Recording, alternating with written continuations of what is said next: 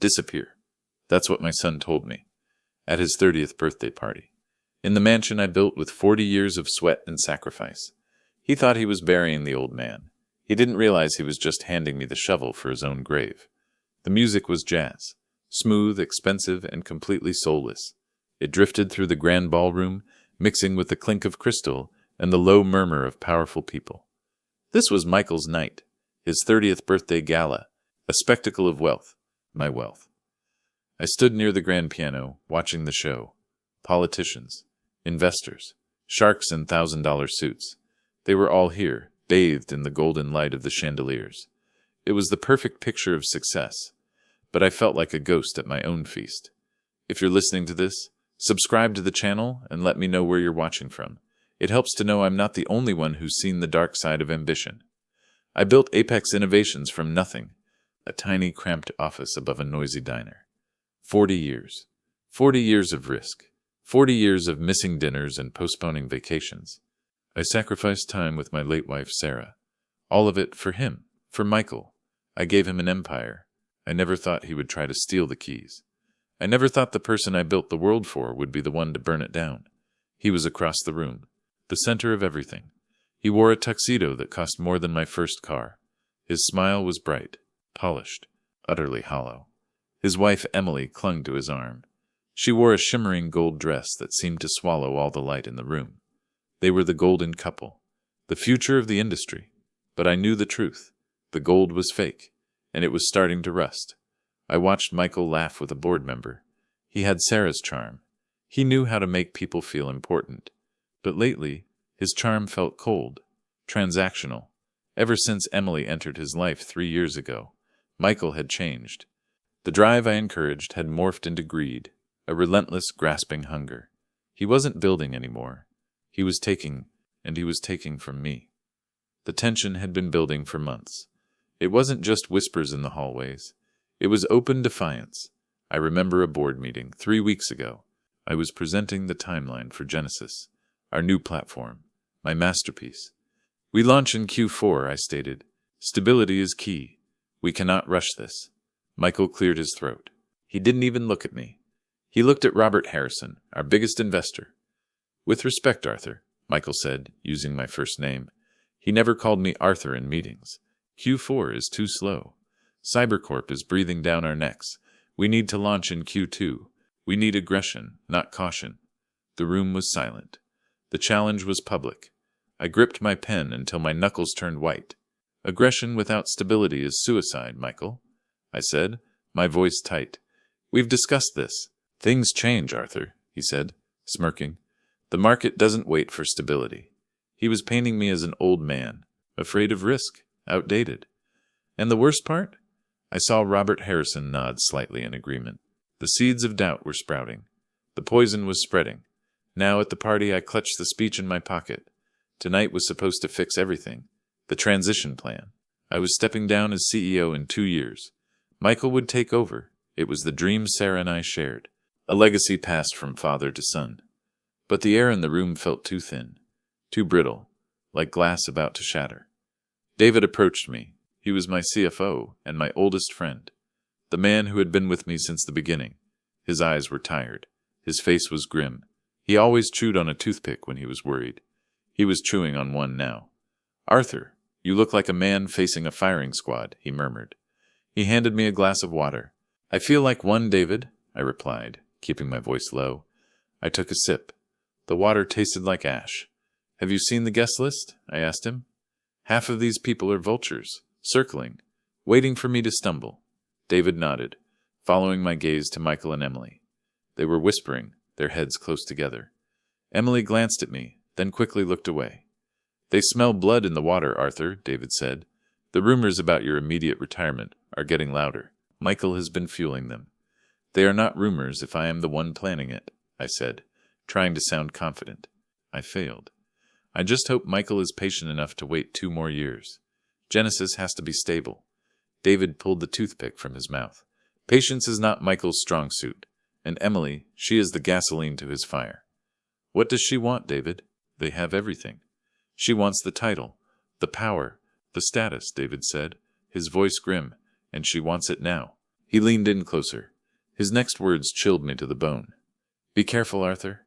I saw Marcus Thorne arrive 10 minutes ago. Marcus Thorne, the CEO of Cybercorp, my biggest competitor, a ruthless shark known for hostile takeovers, a man who hated me. What was he doing here? At my son's birthday party? In my house? I scanned the room. I saw him near the bar talking to Michael. They were close, too close. Michael handed him an envelope. Thorne tucked it quickly into his jacket pocket. A cold dread washed over me. This wasn't just a party. This was a transaction, and I was the commodity being sold. It was time for the speeches. The jazz band faded. Emily tapped her champagne glass with a silver knife.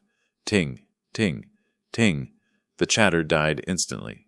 She stood in the center of the room, glowing under the spotlight. She owned the room, or thought she did. Thank you all for coming, she announced. Her voice was smooth, polished. Tonight, we celebrate my husband, the brilliant mind behind Apex Innovations' recent success. Recent success?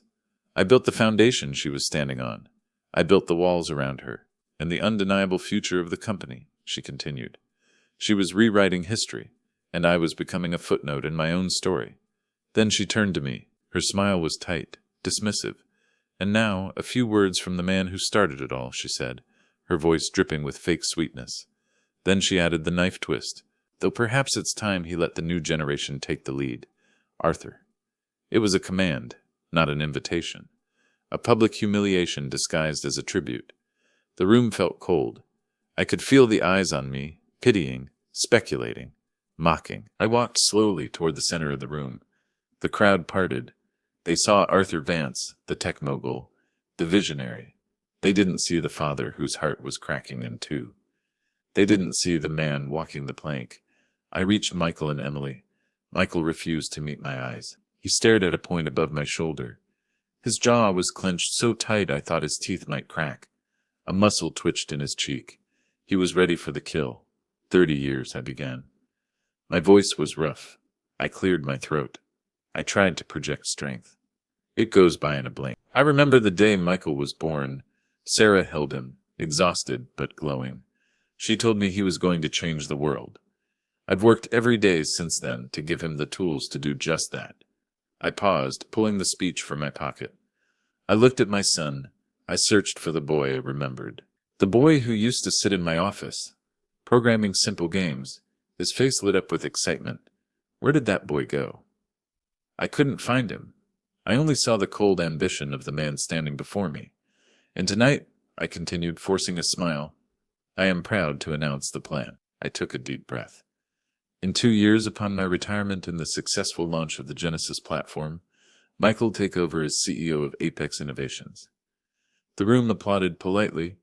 It was expected. It was the safe announcement. But Michael didn't look happy. He looked furious. His eyes narrowed. The mask slipped. The monster underneath was revealed. He stepped forward, fast, aggressive. He snatched the microphone from my hand. The movement was sudden, violent. A feedback screech echoed through the silent room. Screech. The tension was suddenly suffocating. The applause died instantly. 2 years? Michael said, his voice cutting through the silence. It was sharp, mocking. The room went completely silent. Every eye was on us. This was the ambush. Michael, this is the plan, I said quietly. I tried to control the situation. I tried to save him from himself. We need time for a smooth transition. Genesis is critical. You know that. Genesis is fine, Dad, he snapped. His voice was rising. The disrespect he showed me in private was now on full display. The problem isn't Genesis, he pointed a finger at me. My own son. The problem is you. My blood ran cold. This was not a conversation. This was my execution. You are too slow, Michael continued, his voice dripping with contempt. Too cautious. You are afraid of risk. This industry moves at the speed of light, and you are still using a roadmap from the 90s. He paused for effect, looking around the room, ensuring everyone heard his verdict. You are holding the company back, and you are holding me back. I felt the blood drain from my face. I struggled to keep my voice steady. The tremor of anger and profound hurt threatened to break through. We can discuss this tomorrow, Michael, I said, trying to maintain some dignity. In the office. Privately. Don't do this here. No. We discuss this now, he shouted. His face was red. The polite mask was gone. I am 30 today. I am done waiting in your shadow. I am done asking for permission. He banged his fist on the podium. I want the company now. I deserve it. I earned it. Earned it. I built it while he was still in diapers. He just showed up and demanded the keys. Emily stepped closer. She placed a hand on his arm. But she wasn't trying to calm him down. She was emboldening him. Her eyes were fixed on me, cold and hard. "He is right, Arthur," she said. Her voice was pure condescension. "It's time for you to retire, relax, enjoy your golden years." She laughed, a cruel, tinkling sound that grated on my nerves. "Go fishing. Take a cruise. We have the vision for the future of Apex. And frankly, you are in the way." I looked at my son, the boy I taught to code, the boy I held when his mother died, the boy I loved more than life itself. I didn't recognize him. The man standing in front of me was a stranger, twisted by greed, corrupted by ambition. "You want me to just hand over my life's work?" I whispered. The pain was agonizing, raw. 40 years of sacrifice. Everything I built for you. "We are not asking, Dad," Michael said. His voice was cold, hard, devoid of emotion, devoid of respect. "We have the votes." "The votes?" "The board is tired of your conservative approach," Michael continued, sneering. "They want growth. They want innovation. They want me." He glanced toward the bar, toward Marcus Thorne. Thorne raised his glass slightly, a silent salute. "And we have partners ready to ensure that growth," Michael added triumphantly. It wasn't just a bluff. It was a coup, a hostile takeover, and he was doing it with my enemy. The realization hit me like a ton of bricks. The fact that he was willing to threaten me, to humiliate me, to collude with Thorne. It was devastating. It was a declaration of war, and he had fired the first shot. "Is this what you really want for your birthday, Michael?" I asked. My voice shook. The last plea to the sun I thought I knew. "My company? My legacy? My dignity?" he sneered. The contempt in his eyes was shocking, breathtaking in its cruelty. And then he delivered the killing blow, the words that ended everything. "Honestly, Dad, the best gift for me would be if you just disappeared from my life." The words hit me like a physical blow. They stole the air from my lungs. The silence in the room was absolute. I heard someone gasp.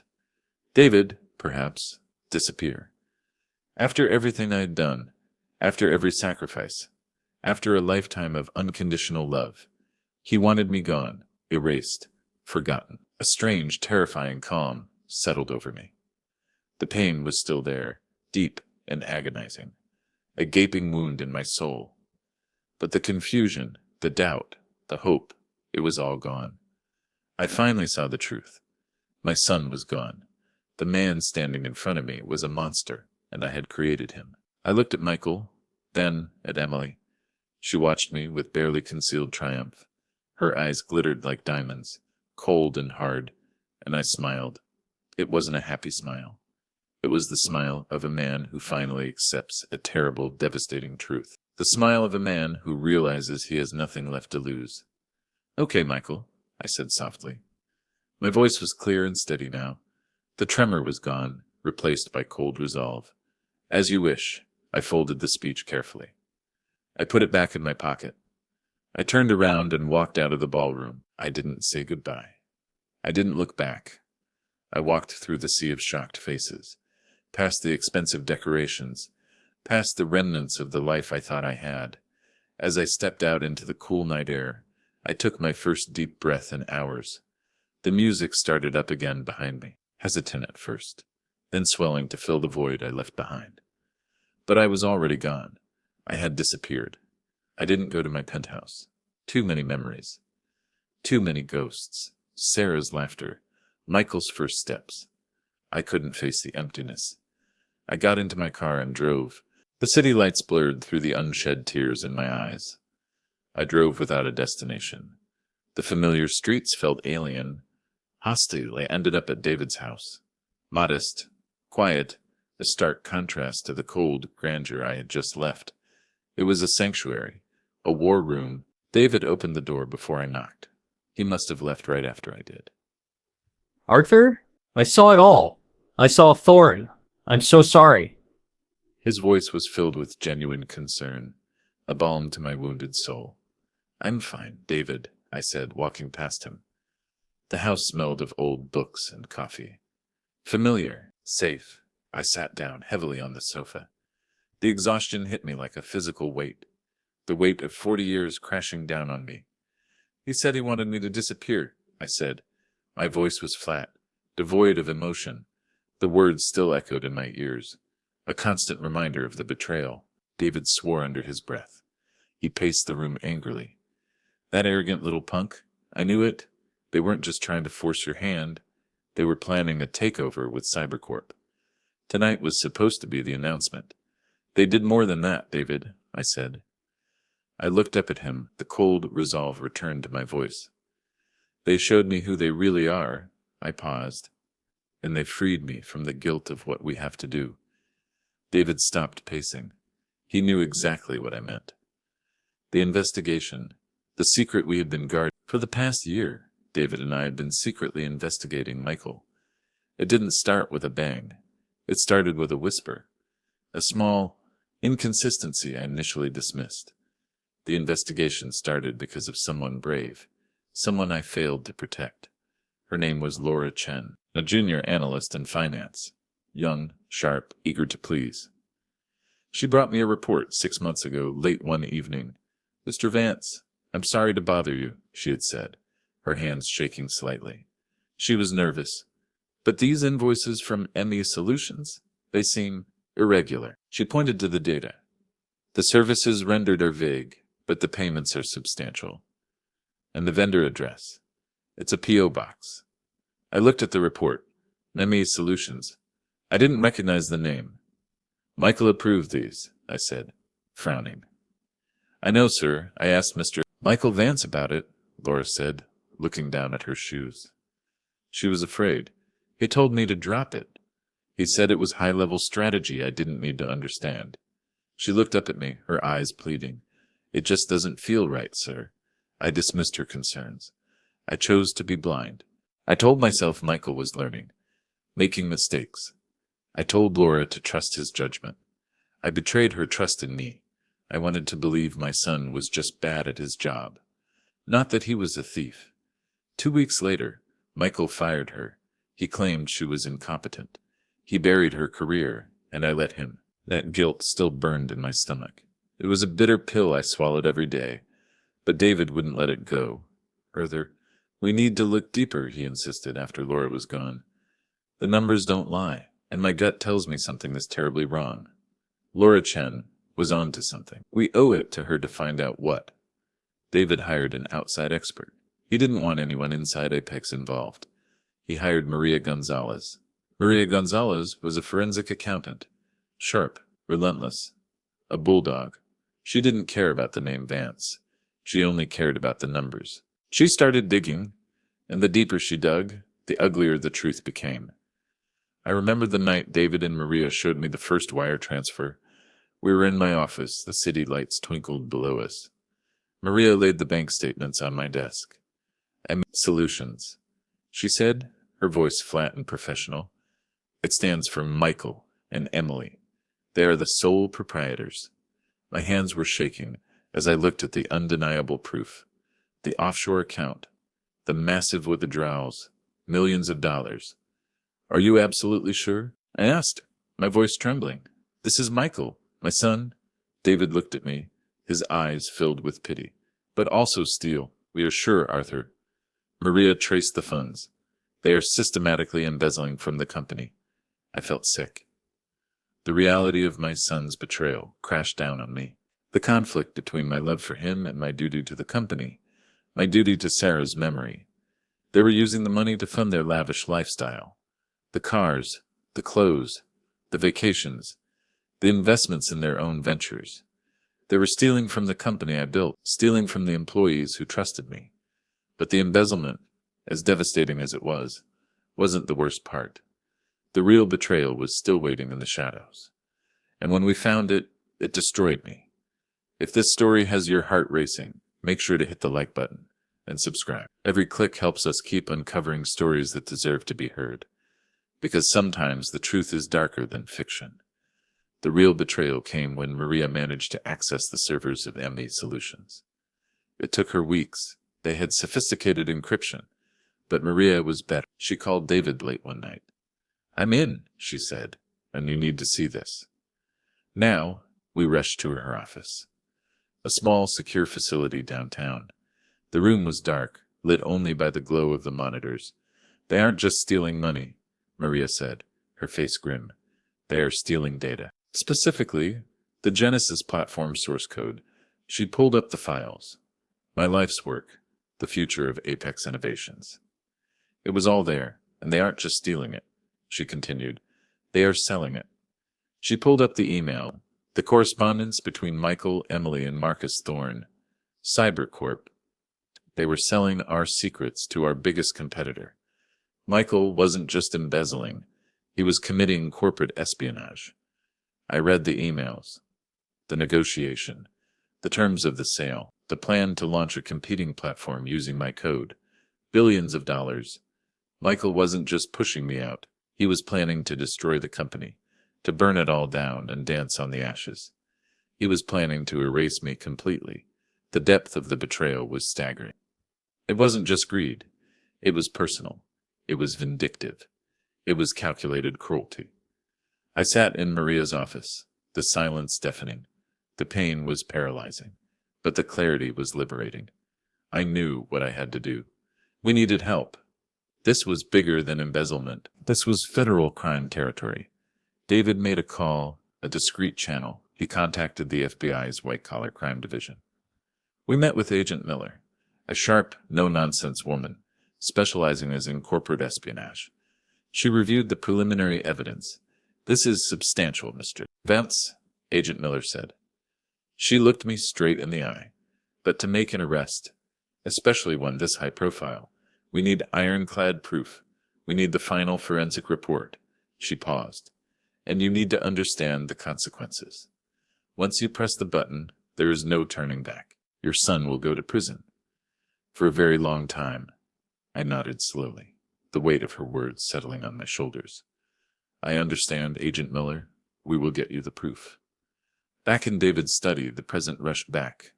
The betrayal at the party, the presence of Marcus Thorne. It all made sense now. It was all part of the plan, their plan. "Did Maria finish the final report?" I asked David. My voice hardened. The grief turned into cold fury.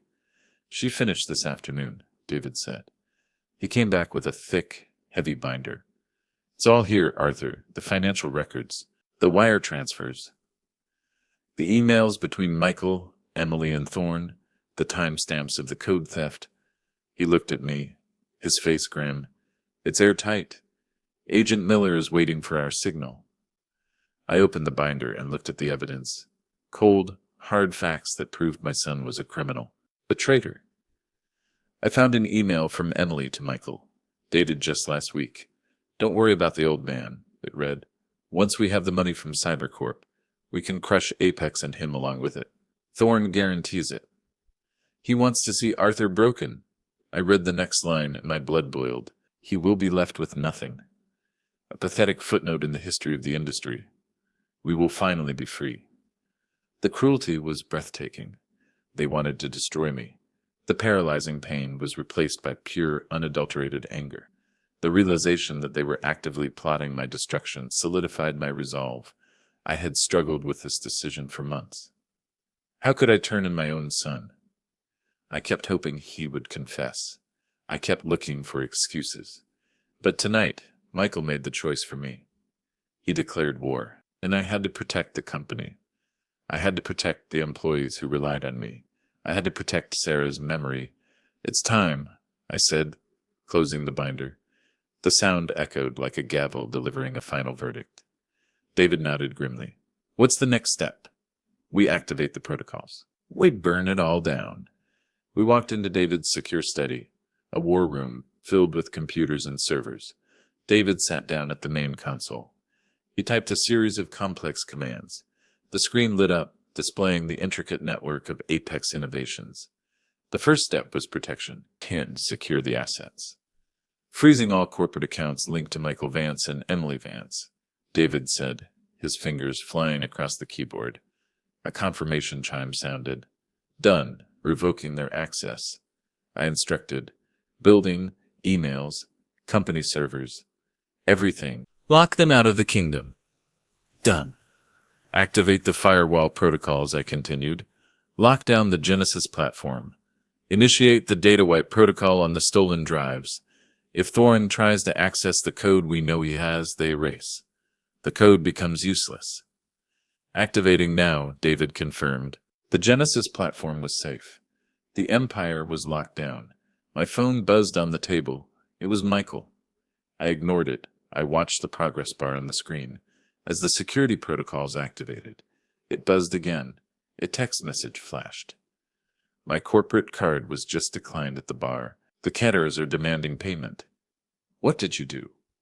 I felt a grim satisfaction. The panic was setting in. The gilded cage was shrinking. Another text followed immediately. Fix this now. You are humiliating me in front of everyone. Answer your phone.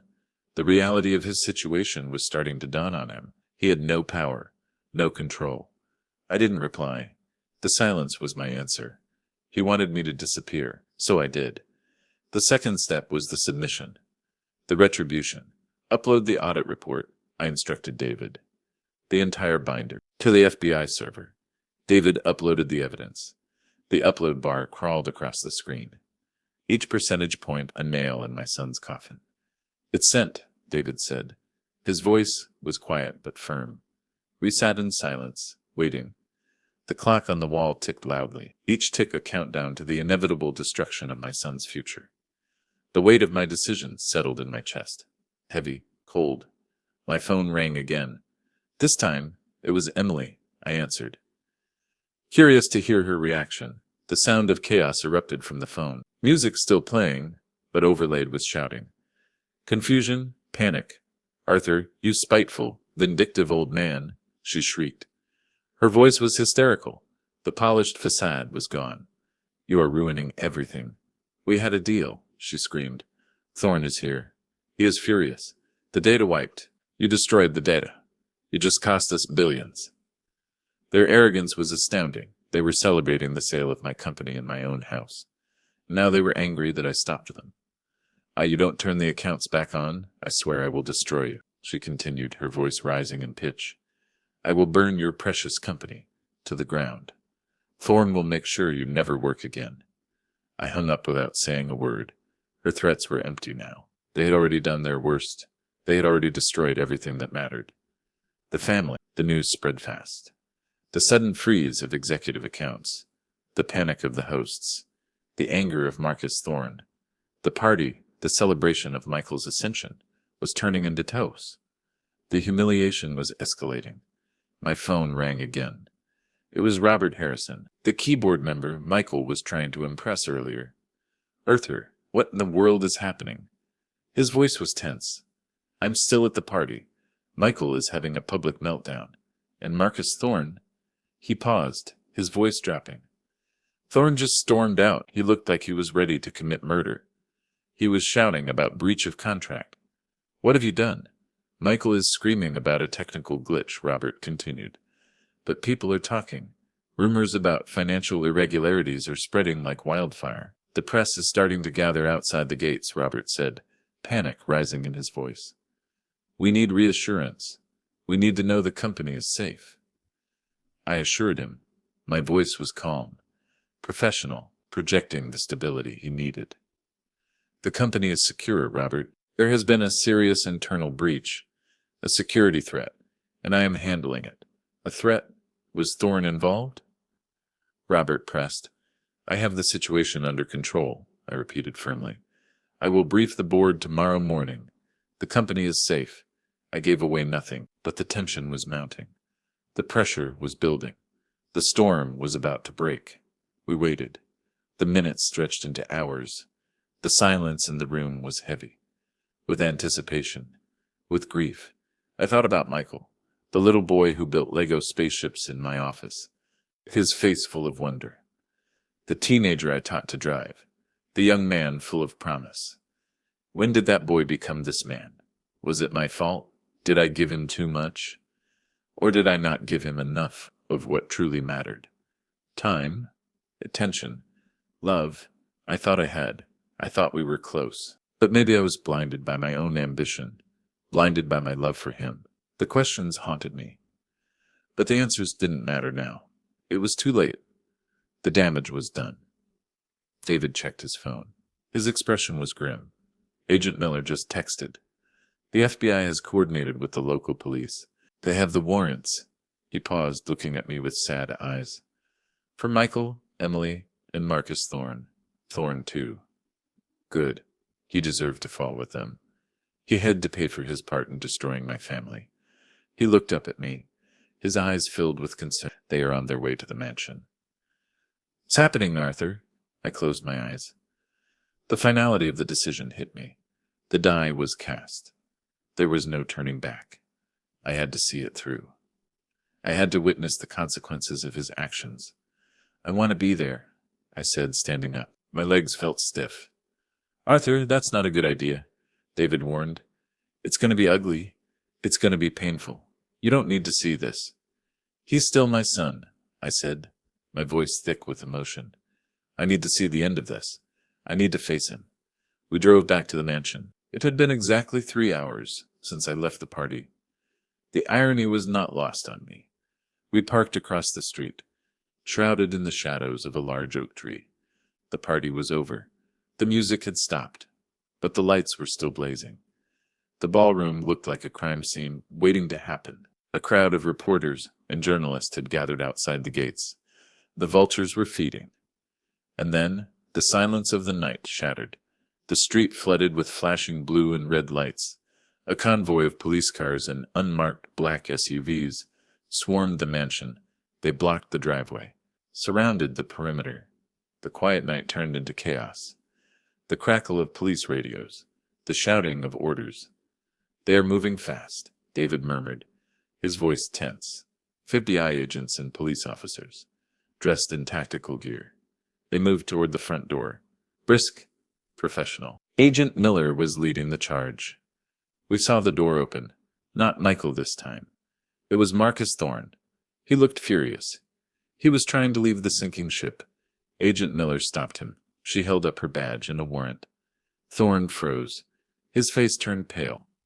The realization that he had been caught, that his career was over, that his greed had finally caught up with him. They handcuffed him, the powerful CEO of Cybercorp, reduced to a common criminal. The sight brought me a grim satisfaction. Then they moved into the house. We waited. The tension was unbearable. Each second felt like an eternity. A few minutes later, they emerged. Michael and Emily were with them, in handcuffs. Michael was struggling, shouting, resisting, trying to maintain his dignity. His arrogance, his tailored tuxedo, was rumpled, his perfectly styled hair messed up. The king had fallen from his throne. Emily was hysterical, her gold dress shimmering in the flashing lights. She was screaming, crying. The polished facade was shattered. The Ice Queen had melted. The arrogance, the entitlement, the power, it was all stripped away in an instant. Replaced by sheer terror, the remaining guests spilled out onto the lawn, their faces pale with shock and confusion. The celebration had turned into a crime scene. The celebration had turned into a crime scene. The Renation had become a downfall. The humiliation was public and complete. They led Michael toward a waiting police car. He was still struggling, looking around wildly, searching for an explanation, a way out, a savior, and then his eyes found mine.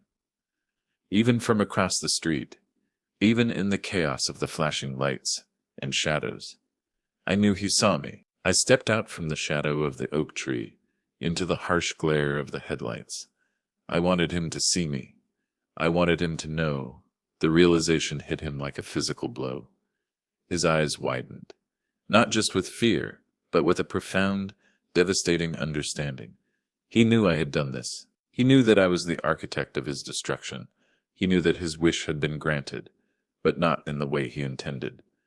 I had disappeared, and I took his future with me. I didn't gloat. I didn't feel victorious. I didn't feel the satisfaction I expected. I only felt an overwhelming sense of loss, a profound, soul-crushing sadness. I had won the war, but I lost the only thing that mattered. I had lost my son. Emily saw me too. She pointed a trembling finger at me. Her screams pierced the night. A torrent of accusations and curses. You did this, she shrieked, her voice raw with hatred. You ruined us. You destroyed your own son. You monster. Her golden facade crumbled, revealing the ugly, ruthless greed beneath. I wasn't the monster. She was? David put a hand on my arm. His touch grounded me. Let's go, Arthur. Babe, we've seen enough. It's over. I nodded slowly. I was unable to tear my eyes away from my son. He was pushed into the back of the police car. The door slammed shut. The sound echoed like a coffin closing. The police cars began to pull away, taking my son, my future, my heart, with them. The reporters surged forward, shouting questions, cameras flashing, capturing the dramatic fall of the Vance dynasty. The mansion, once a symbol of everything I had built, now it stood empty and tainted, a monument to greed and betrayal. The following weeks were a blur: meetings, lawyers, press conferences. The story was huge. A modern-day tragedy played out in the headlines. The tech prodigy arrested at his own birthday gala. The father who brought down his son's criminal empire. Cybercorp CEO arrested in corporate espionage scandal. The media loved the drama, the irony, the spectacular fall from grace. I stabilized the company. I addressed the employees. I reassured them that the crisis was over, that their jobs were safe. The first thing I did was find Laura Chen, the analyst Michael had fired. I brought her back to the headquarters. I promoted her to lead the internal audit team. Loyalty mattered. Integrity mattered. I met with the investors. Restoring their confidence in Apex Innovations, I took back the helm as CEO. Not because I wanted the power, but because I had to. I had to clean up the mess my son had created. The company survived. Stronger, perhaps, but emptier. Michael, Emily, and Marcus Thorne were all facing serious jail time. The evidence was overwhelming. The trail of their crimes meticulously documented by Maria Gonzalez. Michael and Emily turned on each other almost immediately, their grand love story. Their partnership in crime.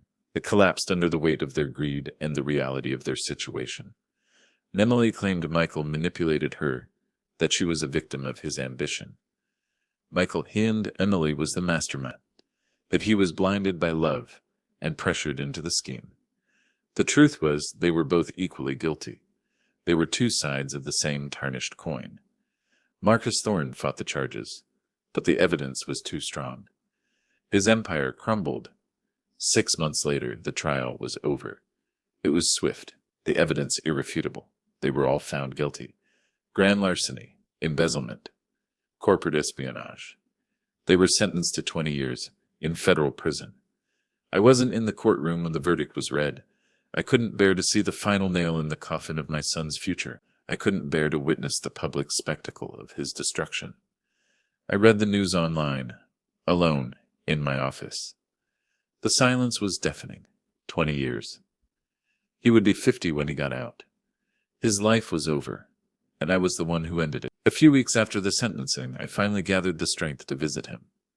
I had to see him, to look him in the eye, to try to understand why the federal prison was a cold, gray fortress, isolated from the world. It smelled of disinfectant and despair. I sat in the visitor's room, waiting for them to bring him in. The silence was broken only by the buzzing of the fluorescent lights. My heart hammered against my ribs. When Michael walked in, wearing the beige prison jumpsuit, he looked broken. The arrogance, the entitlement, the polished facade. It was all gone, replaced by shame and regret. His face was pale, haggard. He had lost a significant amount of weight. He looked so much like Sarah in that moment, vulnerable and lost. My heart ached with a physical pain. We looked at each other through the thick glass partition. The barrier between us was physical and emotional, a chasm I didn't know how to cross. I picked up the phone. My hand was trembling. "Dad," he said. His voice trembled, barely a whisper. I don't know what to say. I have no excuses. You don't have to say anything, Michael, I said. My voice was heavy with sadness. I was so stupid, he whispered. Tears streamed down his face. The first genuine emotion I had seen from him in years. I thought I deserved it all. I thought I was smarter than you. I thought I could get away with it. He paused, choking back a sob. Emily, she convinced me that you were holding me back, that you didn't trust me, that I had to take what was mine. I was so angry, so entitled. I know, I interrupted gently. She fueled your ambition, your greed, but you made the choices, Michael. You opened the door to the darkness. I looked at him, the truth hanging heavy between us. You chose greed over loyalty. You chose theft over hard work. You chose betrayal over love. I just wanted to be successful, he cried. His voice broke. I wanted to prove I was more than just your son. I wanted to build something of my own. I wanted to escape your shadow. You were always more than that, Michael, I said. The emotion was thick in my voice. The tears finally fell. You were my son. You were my legacy. You were my light, not my shadow. I paused, struggling to maintain my composure. But legacy isn't about what you take. It's about what you build and what you leave behind. I looked at the broken man on the other side of the glass. And you built nothing. You only destroyed. He sobbed, his head in his hands, his body shaking with the force of his grief. I destroyed everything. I destroyed my life. I destroyed our family. I destroyed your love for me. Yes, you did, I said quietly. We sat in silence for a long time. There was nothing left to say. The chasm between us was too wide, too deep, bridged only by the shared grief of what was lost. I understand why you did it, Dad, said finally. He looked up at me. His eyes were red and swollen, but clear. I deserved it. I know that now. He took a shaky breath. When I told you to disappear, I didn't know what I was saying.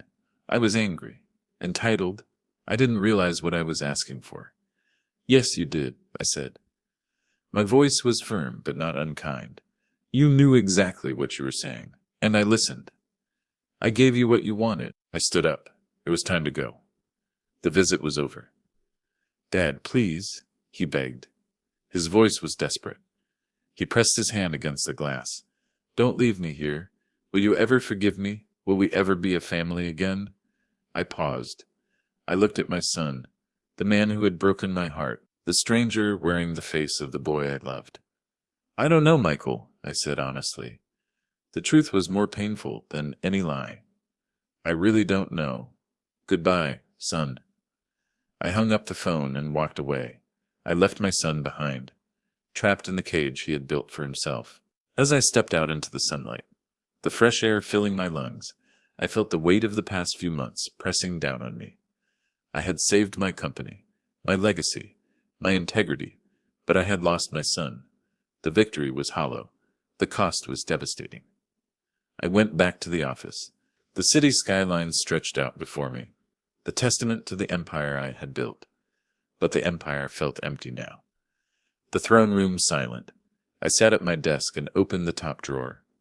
Inside, into the paperwork and old pens, I found it, a small, faded photograph. It was a picture of me, Sarah, and Michael. Taken almost 25 years ago, Michael was 5 years old, sitting on my lap, his small hands on the keyboard, pretending to code. We were all smiling, genuinely happy, a family united by love and shared dreams. I remembered that day. The sun was shining, the future bright and full of promise. He had been so innocent, so eager to learn, so full of love. Tears streamed down my face, hot and stinging. I wept for the son I lost, for the future that was stolen, for the agonizing choice I was forced to make. I had granted his wish. I had disappeared from his life. And in doing so, I had become the king of an empty castle, haunted by the memory of a son who chose greed over love, betrayal over loyalty, I looked at the photograph one last time. The silence of the room echoed the emptiness in my heart. The cost of justice was higher than I ever imagined, and I would pay it every day for the rest of my life. Thanks for listening. Please rate this story in the comments. If you enjoyed it, don't forget to subscribe. Your support means a lot, because your time matters.